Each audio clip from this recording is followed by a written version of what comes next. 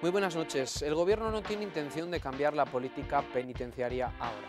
Rajoy ha concedido esta semana su primera entrevista a un medio de comunicación después de meses. En Onda Cero ha dicho que él hará lo que diga la ley. Matizó que es una ley que no dice dónde tienen que estar los presos. En cuanto a la posibilidad de que las víctimas del terrorismo le hagan una manifestación en su contra, mostró su esperanza de no dar motivos para que eso se pueda producir. El caso es que hace tan solo unos días el ministro de Interior hacía público un plan de reinserción individual para tratar de facilitar los acercamientos de reclusos a cárceles. Bueno, pues de esto y de otros asuntos vamos a hablar esta noche con la presidenta de la Fundación Víctimas del Terrorismo, con Maite Pagazaurtundúa. Maite, muy buenas noches. Buenas noches. Gracias por estar con nosotros. Es un placer.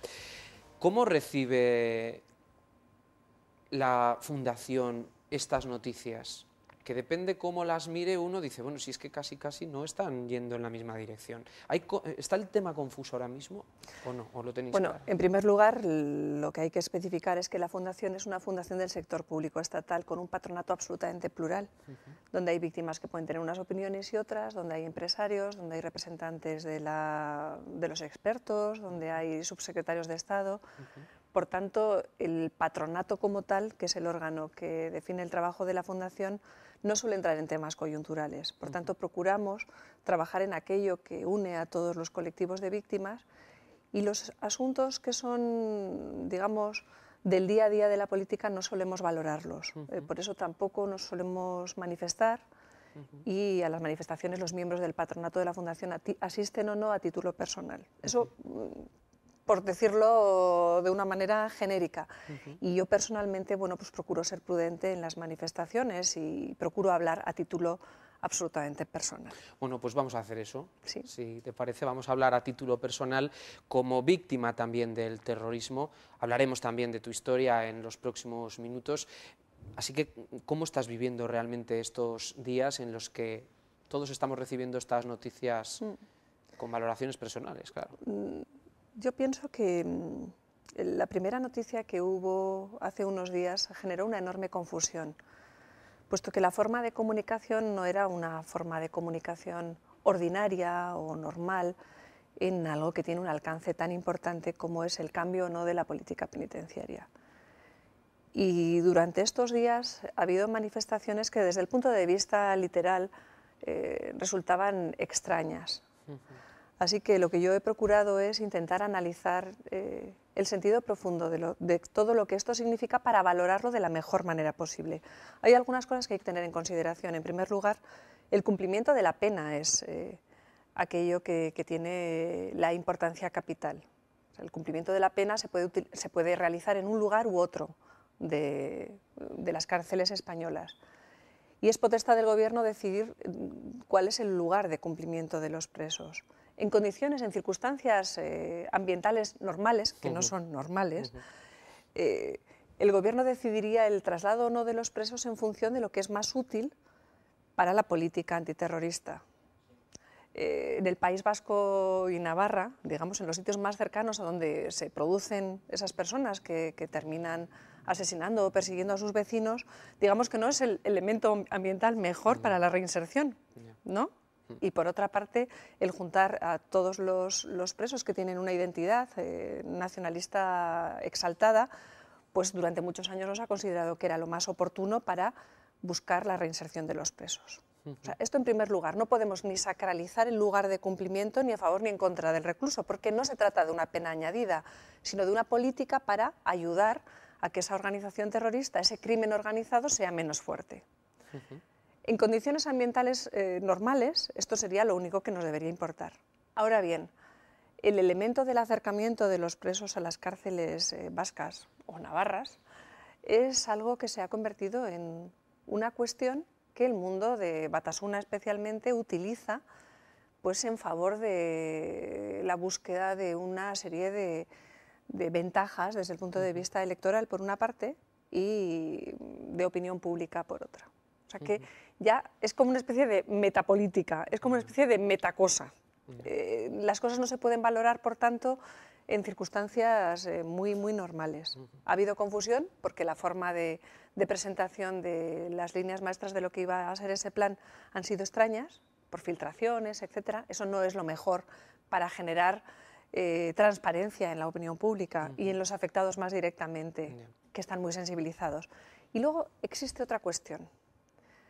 El mundo de ETA se ha manifestado en sus órganos habituales de difusión, en sus boletines internos de difusión, y no aceptan nada que no sea una política de impunidad.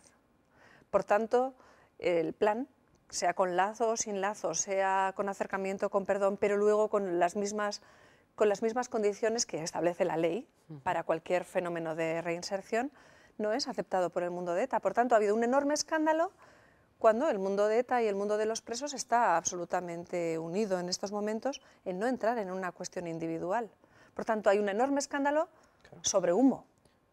Así que confusión por una parte sí que ha habido, pero por otra parte, en esa polémica que se ha generado había mucho de ficticio, puesto que el mundo de ETA no está por entrar en condiciones individuales de acercamiento, de reinserción. De hecho, hay muchos presos que están pensando casi más en una salida colectiva de forma de indultos o de amnistía o al menos acercamientos generalizados. ¿Usted cree que esto va a poder llegar a ocurrir en algún momento?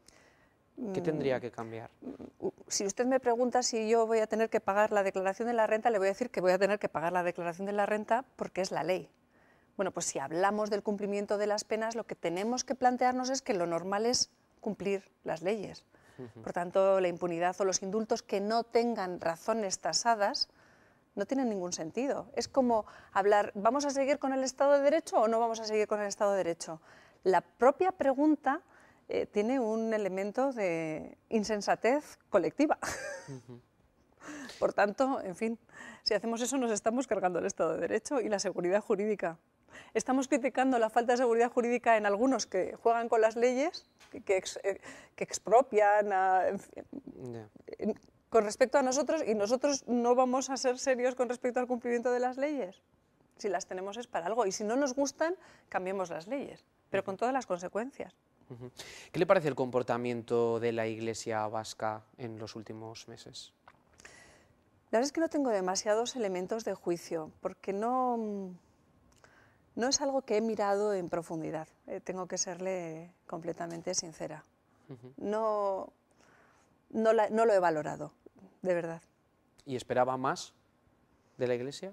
No, tampoco esperaba mucho de la Iglesia. Quiero decir que durante muchísimos años la Iglesia vasca no ha estado muy cercana a las circunstancias de vulneración de los derechos humanos de colectivos tan amplios de la sociedad vasca. Y eso supongo que me ha despegado bastante, para no llevarme disgustos. Supongo que he dejado de mirar. ¿Cree que ETA ya no va a volver a matar? No lo sé. Espero que no. En estos momentos, desde luego, no les es eficaz. No ha habido una evolución moral ni una evolución política o espiritual en el mundo de quienes han asesinado a sus vecinos, a sus primos, muchas veces a sus propios familiares. Lo que ha habido es un cálculo político. La debilidad operativa les ha llevado a procurar un cambio, una mutación táctica para convertir la debilidad operativa en una fortaleza política. Ahora mismo no les resulta rentable. Además, todas las piezas con las que están jugando pues las juegan en el ámbito de la venta y de lo que se puede obtener de lo que ellos intentan vender, que es el fin del terrorismo. ¿Y cuáles son las piezas necesarias que tienen que estar en ese tablero, en ese puzzle, para poder alcanzar esa paz verdadera que todos estamos deseando vivir? Pues hay que pensar en esto como si fuera un juego de la Play. Hemos pasado una pantalla y ahora estamos en otra. ¿Va a ser todo fácil? No. Hay que pelear para que, del mismo modo que han tenido que desistir de matar, pues ahora tengan que desistir de intentar chantajear moralmente a la sociedad en general. Por tanto, tendrán que ver nuevamente que no les es eficaz el decir que venden el fin de ETA, sino que, lógicamente, puesto que no están siguiendo las reglas de juego que todos los demás seguimos, pues lo que tienen que hacer es disolverse y dejar de incomodar y dejar de perseguir y dejar de hacer chantaje moral a todos los que han venido haciéndolo. Y esto que se dice de que entreguen las armas, que entreguen, ¿esto cómo lo ve usted? ¿Dónde? ¿Se tiene que entregar de alguna forma? ¿Estamos esperando un gesto? Yo me imagino que esas frases son como bastante metafóricas. Sí, ¿no? Quien quiere disolverse y quien quiere entregar, no se preocupe usted que encuentra la manera de hacerlo. No es nada complicado. Se pueden utilizar las armas, se pueden hacer muchas cosas. Además, es una costumbre de las organizaciones terroristas hacer caja cuando deciden pasar de una fase terrorista a otra política. Por ejemplo, el IRA le vendió a ETA unos misiles que, por cierto, se los habían vendido los rusos y estaban inutilizados. Y fueron los misiles que intentaron utilizar para atentar contra Aznar. Por suerte estaban inutilizados en fábrica. Y además los de ETA después se quejaron a los del IRA y los del IRA les dijeron que, bueno, que verde las habían segado. En fin, con esto lo que le quiero decir es que pueden pasar muchas cosas. Y que una organización clandestina, una organización delictiva, no siempre cuenta toda la verdad, y si quieren inutilizar y dejar de actuar, desde luego nosotros no se lo vamos a impedir, que yo sepa. ¿Qué es el fanatismo para usted? Bueno, el fanatismo es una devoción exagerada a una serie de principios que se convierte en patológico. Las aficiones, las vocaciones son una cosa, y el fanatismo es una devoción extrema a unas ideas religiosas, unas ideas políticas o incluso puede darse fanatismo hasta futbolístico. O sea, las religiones de sustitución existen en el siglo XXI, también existieron en el siglo XX, y hay muchas maneras de llegar al fundamentalismo, al esencialismo, al sectarismo extremo o al fanatismo. En el caso, desgraciadamente, en el caso de la sociedad vasca y navarra tenemos manifestaciones de fanatismo identitario en una parte de la población. Maite, ¿llega uno a superar la muerte de un familiar directo, como es el caso de su hermano Joseba, que fue asesinado por ETA?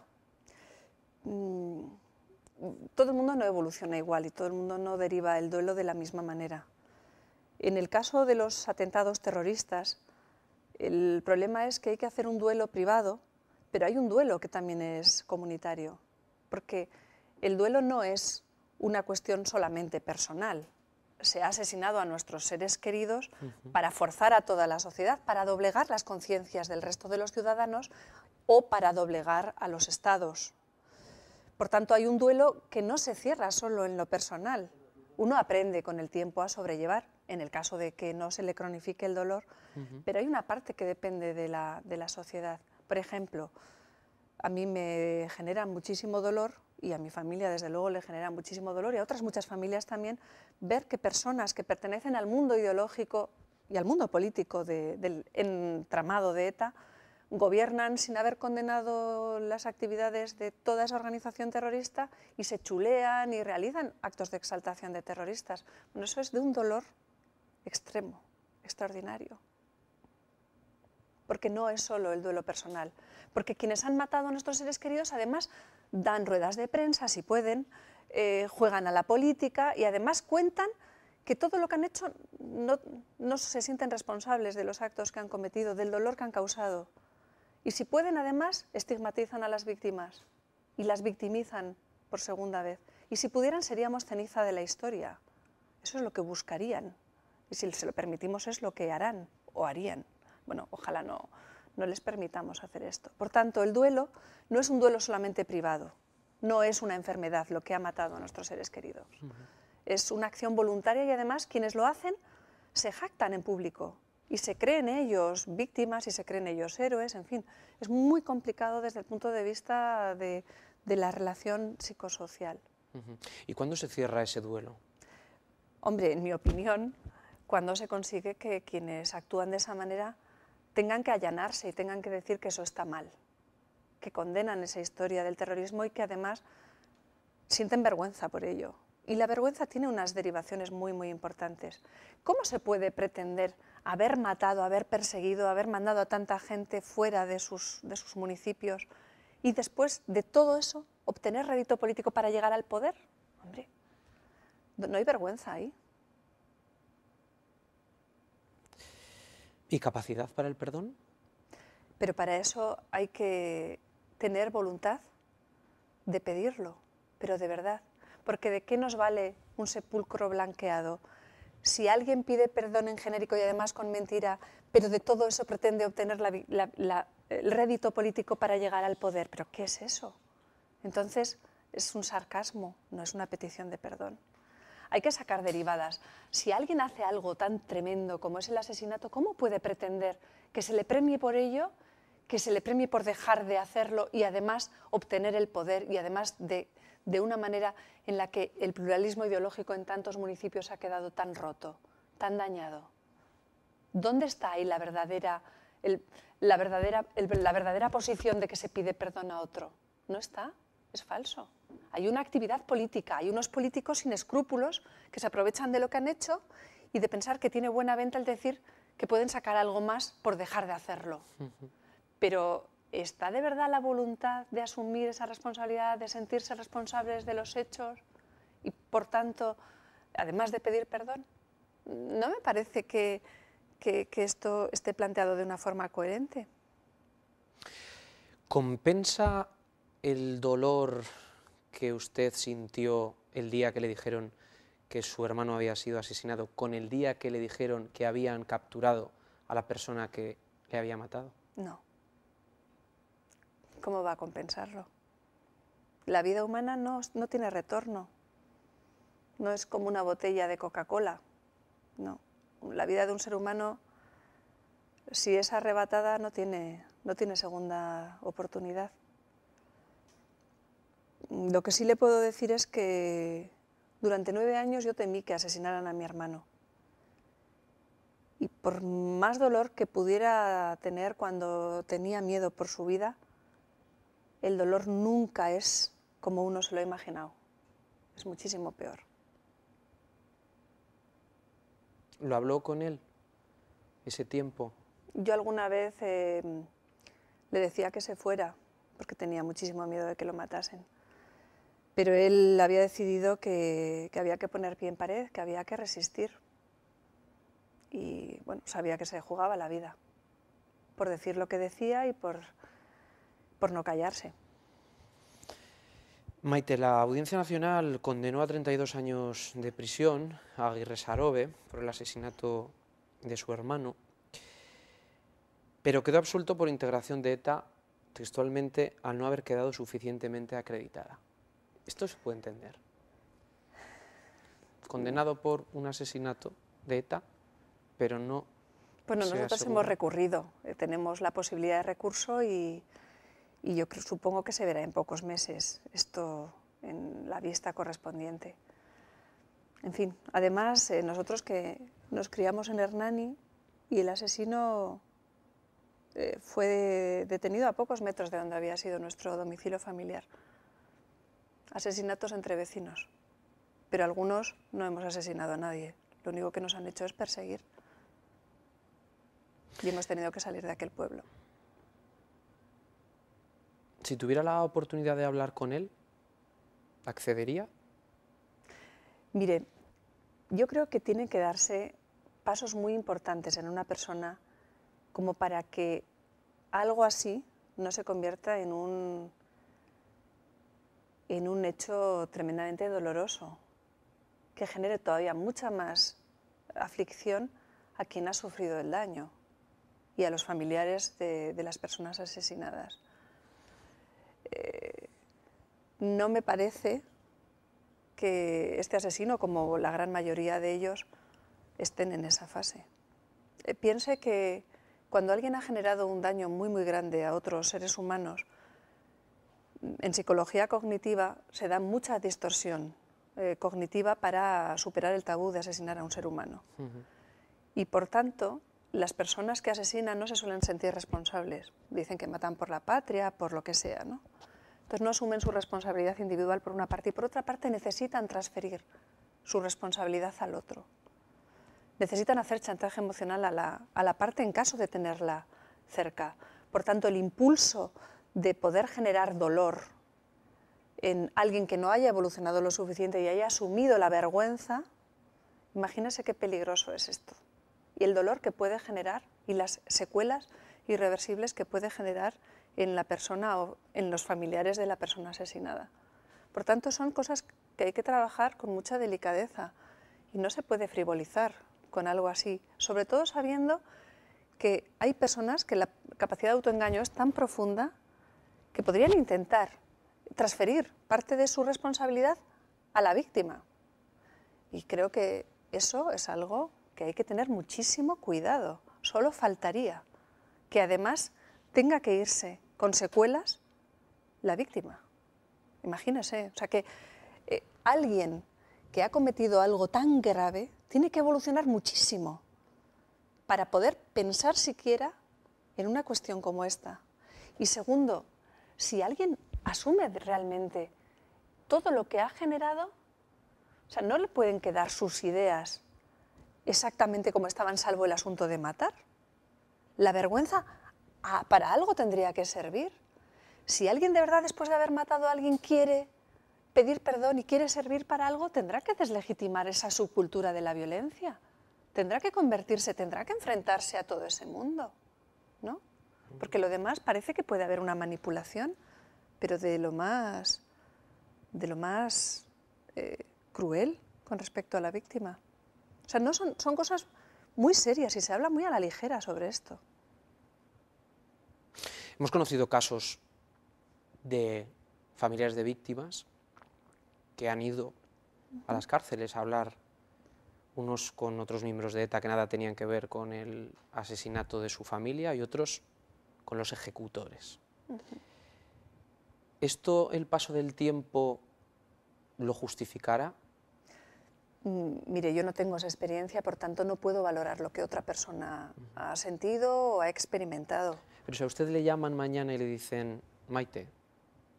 Ahora mismo si me llamaran me parecería sarcástico, porque no sé cómo explicarle.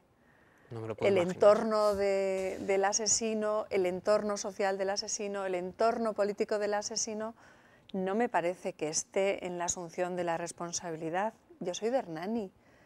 Yo he oído muchas veces en casa cómo pasaban las manifestaciones con gente que pedía asesinatos, que gritaban Gora ETA, ETA mátalos. Y ese odio entraba por las paredes. El sonido tiene vibraciones, tiene energía, igual que cuando uno escucha música clásica que se le mete dentro de la caja, ¿verdad? De la caja del cuerpo. Bueno, pues el odio de las manifestaciones de Hernani también pasaba a las paredes. A mí me resultaba terrible el pensar que había gente aparentemente normal que pedía el asesinato de otros. Y eran cientos. Cada vez eran menos, pero eran cientos. Bueno, ese entorno sigue pensando que todo lo que han hecho está bien. Por tanto, una petición en este momento ¿no le parece que sería un puro sarcasmo? ¿Ha vuelto por Hernani? ¿Perdón? ¿Ha vuelto por Hernani? Poquísimo. Poco. Algún funeral. Con lo cual entiendo que Bildu, por ejemplo, está en las instituciones, no le da ninguna garantía. Es que, fíjese, la legalización de Bildu parte de una actividad por parte de Bildu y del mundo de Batasuna y de todo ese entorno de hacer un cumplimiento, porque generaron muchísimas expectativas antes de la legalización diciendo que bueno, que sí, que iban a condenar, que no sé qué, que iban a dar no sé cuántos pasos, y en cuanto consiguieron la legalización, donde digo, empezaron a hacer actos de exaltación de terroristas en los pueblos donde consiguieron representación o donde consiguieron el poder municipal, y a desdecirse de todos esos pasos que decían que iban a dar. Hubo cumplimiento y claro, esa es una situación muy complicada porque por una parte hay que acatar aquello que los órganos judiciales en su ámbito competencial deciden, pero por otra parte hay un poco de tongo en toda esta historia. No es que Eusko Alkartasuna y la escisión de Izquierda Unida cambiaran la forma de funcionamiento del mundo de Batasuna, sino que han sido fagocitados más o menos completamente por ese mundo, que son los que tienen los cuadros, las estructuras y mandan en Bildu. Claro, nos encontramos en una situación complicada porque son legales, pero por otra parte hay un cumplimiento con respecto a la propia ley de partidos. Entonces es una situación ambigua y es una situación no transparente.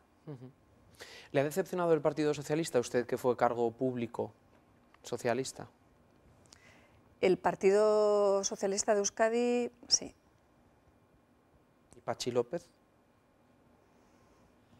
Pues la verdad es que yo esperaba que algunos de los discursos de su primer año se mantuvieran en el tiempo. ¿Volverán los nacionalistas a la lehendakaritza? Es posible. En este momento da la sensación de que el mundo nacionalista está bastante fuerte electoralmente en el País Vasco. Son coyunturas que van y vienen. ¿Ha servido de algo que esté Patxi López apoyado por el Partido Popular, por Basagoiti, allí? Espero que sí. Muchas veces... ¿Ha cambiado algo la sociedad? No lo sé. La sociedad va cambiando. Las diferentes políticas, para bien o para mal, van cambiando cosas, de forma permanente o no. Y muchas veces también tenemos el pálpito, tenemos el deseo de que las cosas, de que los grandes problemas y de los grandes conflictos que tenemos y que vivimos, pues se arreglen inmediatamente y se arreglen de forma perfecta. Para poder valorar también hace falta tiempo. Yo reconozco que no soy nada neutral en todo lo que se refiere al tema del terrorismo de ETA. Nunca lo he sido. No he sido neutral pues, desde hace unos 27 años aproximadamente. Y claro, tengo mucho deseo y a veces pues, también puedo ser más susceptible que otros ciudadanos o que gente que opina o que evalúa la política vasca navarra o la política general de lo que se refiere al tema de ETA y al tema de qué pasa en nuestras sociedades y cómo se puede regenerar un tejido social tan dañado, porque tantas décadas de estrategia de la violencia y de la persecución han dañado parte del tejido social y han alterado lo que es la consideración de lo que es ético y no ético y de lo que es legal y lo que no es legal en nuestras sociedades. Han metido muchísimo relativismo y han causado mucho destrozo moral. Por tanto, a veces cosas que a mí me pueden parecer mal, tal vez a largo plazo, pues no estén tan mal. Maite, muchísimas gracias por este rato que hemos compartido, por abrirnos su corazón, por abrirnos su forma de pensar y espero que en una futura entrevista que ojalá podamos mantener, pues veamos las cosas ambos de otra forma. Muchísimas gracias. Gracias, Maite. Gracias también a todos ustedes. Hoy es una despedida, la de este programa más especial.